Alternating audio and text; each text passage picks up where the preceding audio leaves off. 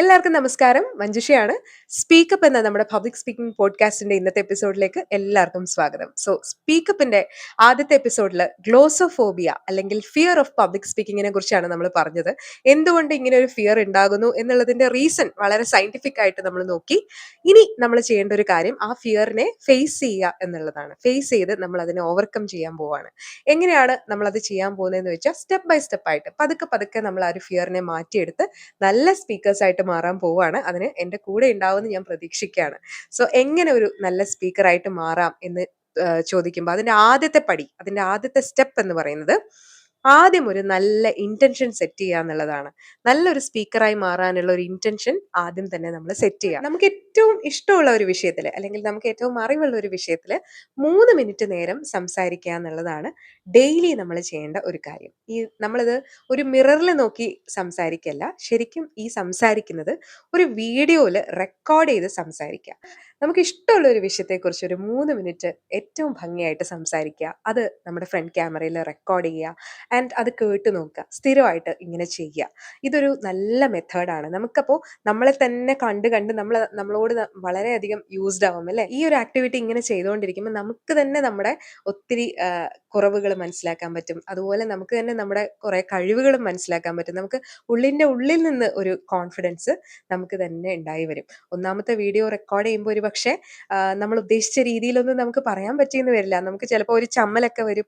അല്ലെങ്കിൽ നമ്മൾ ഉദ്ദേശിച്ച കാര്യങ്ങളൊന്നും ആയിരിക്കില്ല ചിലപ്പം നമ്മൾ പറയുക ക്യാമറയുടെ മുന്നിൽ. പക്ഷെ സാരമില്ല, വീണ്ടും വീണ്ടും റെക്കോർഡ് ചെയ്യുക. അത് പെർഫെക്റ്റ് ഒന്നും ആവണമെന്ന് വിചാരിച്ച് ചുമ്മാ അങ്ങനെ വെയിറ്റ് ചെയ്ത് ഇരിക്കരുത്. ഒരു 3 മിനിറ്റ് കണ്ടിന്യൂസ് ആയിട്ട് റെക്കോർഡ് ചെയ്യുക. 3 മിനിറ്റ് ആവുമ്പോഴേ അത് ഓഫ് ചെയ്യാവുള്ളൂ. നമുക്ക് വാക്കുകൾ കിട്ടിയില്ല എന്ന് വെച്ചാൽ ഇടയ്ക്ക് വെച്ച് നമ്മൾ കട്ട് ചെയ്ത് വീണ്ടും 3 മിനിറ്റ് സ്റ്റാർട്ട് ചെയ്യാതെ, ഇനി അങ്ങനെ ചെയ്താലും തെറ്റില്ല, ഇത് ഇട്ടിട്ട് പോകാണ്ടിരുന്നാൽ മതി, ഉപേക്ഷിച്ച് പോകാണ്ടിരുന്നാൽ മതി പാതി വഴിയിൽ. എത്ര പ്രാവശ്യം തെറ്റിപ്പോയാലും ഞാൻ ഇന്നൊരു 3 മിനിറ്റ് വീഡിയോ റെക്കോർഡ് ചെയ്തിട്ടേ ഉള്ളൂ എന്നൊരു ഉറച്ച തീരുമാനത്തിൽ വേണം നമ്മളിത് റെക്കോർഡ് ചെയ്യാനായിട്ട് ഇരിക്കാൻ.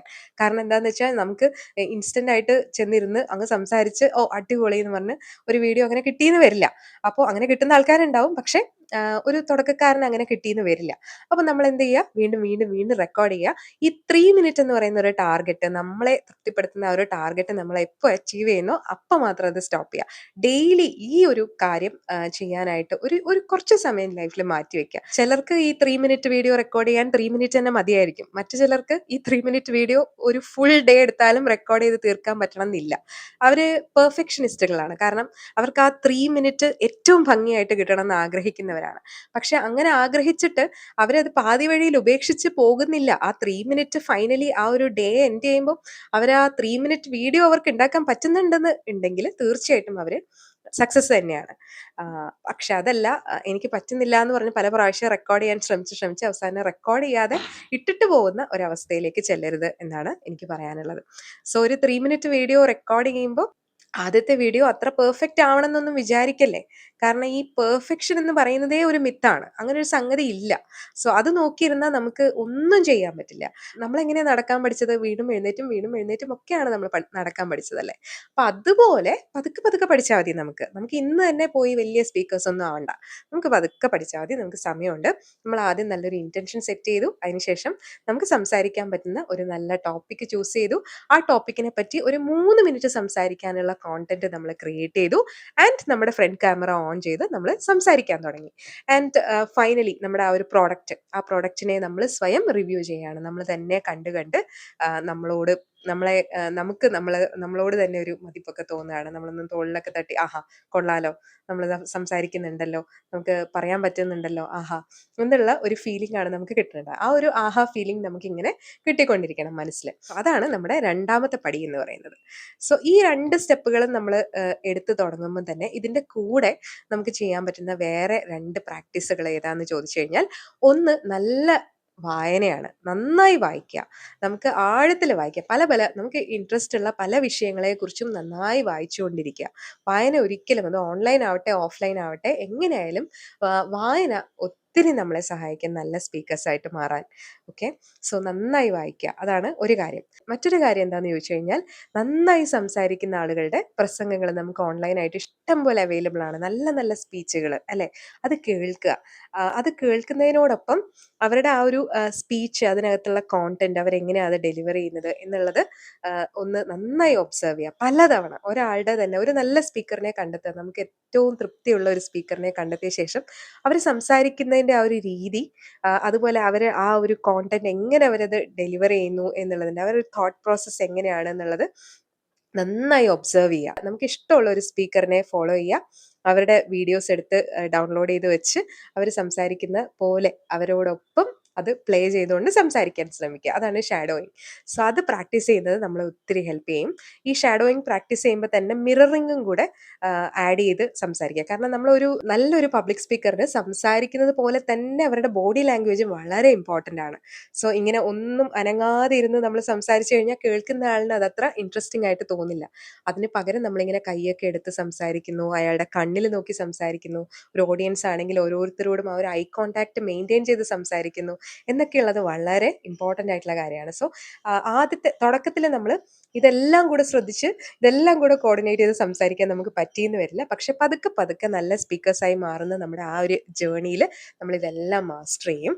സോ ഇതാദ്യം നമ്മൾ കണ്ടും കേട്ടും വായിച്ചും അറിഞ്ഞും ഒക്കെ പഠിക്കുകയാണ്. അപ്പം അതിന് വേണ്ടിയിട്ട് ഞാൻ പറഞ്ഞതുപോലെ നല്ലൊരു സ്പീക്കറിനെ കണ്ടെത്തിയ ശേഷം അദ്ദേഹം സംസാരിക്കുന്നത് അതിനോടൊപ്പം ചേർന്ന് ഷാഡോയിങ് പ്രാക്ടീസ് ചെയ്ത് സംസാരിക്കുക. പിന്നെ അതുപോലെ അവരുടെ ബോഡി ലാംഗ്വേജ് മിറർ ചെയ്യുക. അവരുടെ ആക്ഷൻ, കൈയൊക്കെ എങ്ങനെയാണ് അവർ കൈയെടുക്കുന്നത്, എങ്ങനെയാണ് അവർ ഓരോ കാര്യങ്ങൾ പറയുന്നത്, ആ ഒരു എനർജി ആൻഡ് അവരുടെ നടത്തം, ആ സ്റ്റേജിൽ അവർ അങ്ങോട്ടും ഇങ്ങോട്ടും നടക്കുന്നത് ഒക്കെ നമുക്ക് മിറർ ചെയ്യാൻ പറ്റും. ഇത് സ്വയം പ്രാക്ടീസ് ചെയ്യുകയും അതുപോലെ വീഡിയോ റെക്കോർഡ് ചെയ്യുകയും അല്ലെങ്കിൽ ഒരു മിററിൻ്റെ മുന്നിൽ നിന്ന് ഇതുപോലെ പറഞ്ഞു നോക്കുകയും ഒക്കെ ചെയ്യുന്നത് നമ്മളെ നല്ലൊരു സ്പീക്കർ ആവാൻ സഹായിക്കുന്ന ഘടകങ്ങളാണ്. എന്തായാലും നല്ലൊരു സ്പീക്കറായി മാറണമെങ്കിൽ നന്നായി പ്രാക്ടീസ് ചെയ്യണം എന്നുള്ളതാണ് അതിൻ്റെ ഒരേ ഒരു ഷോർട്ട് കട്ട്. നല്ല രീതിയിൽ പ്രാക്ടീസ് ചെയ്താൽ നല്ല കോൺഫിഡൻസോടെ നമുക്കൊരു വിഷയം സംസാരിക്കാൻ പറ്റും. കാരണം നമുക്ക് എപ്പോഴാണ് നല്ല കോൺഫിഡൻ്റ് ആയിരിക്കാൻ പറ്റുന്നത്? ഒരു വിഷയത്തെപ്പറ്റി നമുക്ക് ആഴത്തിൽ ധാരണയുള്ളപ്പോൾ, നമുക്ക് നല്ല അറിവുള്ളപ്പോൾ നമ്മൾ നല്ല കോൺഫിഡൻ്റ് ആയിരിക്കും. സോ ഈ കോൺഫിഡൻസ് എന്ന് പറയുന്നതും നമുക്ക് ബൈ ബർത്ത് കിട്ടുന്ന ഒരു കാര്യമൊന്നുമല്ല, നമ്മൾ ഡെവലപ്പ് ചെയ്തെടുക്കുന്ന ഒരു കാര്യമാണ്. പബ്ലിക് സ്പീക്കിംഗ് എന്ന് പറയുന്നതും അങ്ങനെ തന്നെയാണ്. ഇപ്പോൾ ഒരു വിഷയത്തിൽ നല്ല ആഴത്തിലുള്ള അറിവ് നമുക്കുണ്ടെങ്കിൽ ആരുടെ മുന്നിലും 1000 പേരിരിക്കുന്ന ഒരു വേദിയിലും നമുക്ക് നിന്ന് കോൺഫിഡൻ്റ് ആയിട്ട് അതിനെക്കുറിച്ച് സംസാരിക്കാൻ പറ്റും. സോ ഈ സംസാരിക്കാൻ ക്ലാരിറ്റിയോടെ കുറച്ച് സമയത്തിനുള്ളിൽ നമുക്ക് കിട്ടുന്ന ഒരു കാര്യം ഏറ്റവും കുറച്ച് സമയത്തിനുള്ളിൽ അതിൻ്റെ ഒരു എസെൻസ് ചോർന്നു പോവാതെ മറ്റുള്ളവരിലേക്ക് ആ ഒരു ആശയം എത്തിക്കാനുള്ള ഒരു കഴിവ് ഉണ്ടാക്കിയെടുക്കുക എന്നുള്ളത് നമുക്ക് പ്രാക്ടീസിലൂടെ ആർക്കും ചെയ്ത് മാസ്റ്റർ ചെയ്യാൻ പറ്റുന്ന ഒരു കാര്യം തന്നെയാണ്. സോ ഈ ഒരു സ്കില്ല് മാസ്റ്റർ ചെയ്യാനുള്ള ആദ്യത്തെ സ്റ്റെപ്പാണ് നമ്മൾ എടുക്കുന്നത്. നമ്മൾ ചെയ്തത് ആദ്യം തന്നെ നല്ലൊരു ഇൻറ്റൻഷൻ സെറ്റ് ചെയ്തു. നല്ലൊരു പബ്ലിക് സ്പീക്കറായി മാറണം, നന്നായി സംസാരിക്കണം എന്നുള്ളൊരു ഇൻറ്റൻഷൻ നമ്മൾ സെറ്റ് ചെയ്ത് കഴിഞ്ഞു. രണ്ടാമത്തെ കാര്യം, നമുക്ക് നന്നായി സംസാരിക്കാൻ താല്പര്യമുള്ള ഒരു വിഷയം. ചിലർക്ക് മൂവീസിനെ കുറിച്ചായിരിക്കും സംസാരിക്കാൻ ഇഷ്ടം, ചിലർക്ക് സയന്റിഫിക് ആയിട്ടുള്ള ഫാക്ട്സ് ആയിരിക്കും പറയാൻ ഇഷ്ടം, ചിലർക്ക് രാഷ്ട്രീയമായിരിക്കും, ചിലർക്ക് സ്പിരിച്വൽ ആയിട്ടുള്ള കാര്യങ്ങളായിരിക്കും, ചിലർക്ക് മാനിഫെസ്റ്റേഷനെ കുറിച്ചായിരിക്കും. അപ്പോൾ ഏത് വിഷയമാണോ നമുക്ക് ഇഷ്ടം എന്ന് വെച്ചാൽ ആ ഒരു വിഷയത്തെക്കുറിച്ച് നന്നായി സംസാരിക്കാൻ, ഒരു 3 മിനിറ്റ് സംസാരിക്കാനുള്ള ഒരു വീഡിയോ ക്ക് വേണ്ടിയുള്ള ഒരു കോണ്ടന്റ് നമ്മൾ പ്രിപ്പയർ ചെയ്യുക. ആൻഡ് കോൺഫിഡൻ്റ് ആയിട്ട് സംസാരിച്ച് തുടങ്ങുക. അതിനോടൊപ്പം തന്നെ ഷാഡോയിങ്ങും മിററിങ്ങും ഒക്കെ പ്രാക്ടീസ് ചെയ്യുക. നല്ലൊരു സ്പീക്കറിൻ്റെ ഒപ്പം സംസാരിച്ച് പഠിക്കുക. അവരുടെ ടോൺ, അവരുടെ റിഥം, അവരുടെ ആ ഒരു രീതി, അവരുടെ ഒരു സ്റ്റൈലൊക്കെ ഒന്ന് കോപ്പി ചെയ്യാൻ ശ്രമിക്കുക. അവരുടെ ബോഡി ലാംഗ്വേജ് കോപ്പി ചെയ്യാൻ ശ്രമിക്കുക. സംസാരിക്കുമ്പോൾ എപ്പോഴും ആളുകളുടെ കണ്ണിൽ നോക്കി സംസാരിക്കാൻ പ്രാക്ടീസ് ചെയ്യുക. എപ്പോഴും നല്ലൊരു പുഞ്ചിരിയോടെ സംസാരിക്കുക. ചിരിക്കുമ്പോൾ തന്നെ നമ്മുടെ മസിൽസ് ഒക്കെ റിലാക്സ് ആവുന്നുണ്ട് അല്ലേ? അപ്പം നമ്മുടെ ബ്രെയിനിനും നല്ലൊരു ഫീലിംഗ്, ഒരു ഗുഡ് ഫീലിംഗ് ആണ് അത് കൊടുക്കുന്നത്. സോ ചിരിച്ചുകൊണ്ട് സംസാരിക്കുക. നമ്മളോട് സ്വയം സംസാരിക്കുമ്പോഴായാലും മറ്റുള്ളവരോട് സംസാരിക്കുമ്പോഴായാലും വളരെ പ്ലസൻ്റ് ആയിട്ട് ചിരിച്ചുകൊണ്ട്, ഹൃദയത്തിൽ നിന്ന് ചിരിച്ചുകൊണ്ട്, ഹൃദയത്തിൽ നിന്ന് സംസാരിക്കുക. സോ അടുത്ത എപ്പിസോഡിൽ നമുക്ക് വീണ്ടും കേട്ടുമുട്ടാം. അതുവരേക്കും this is Manjusha signing off.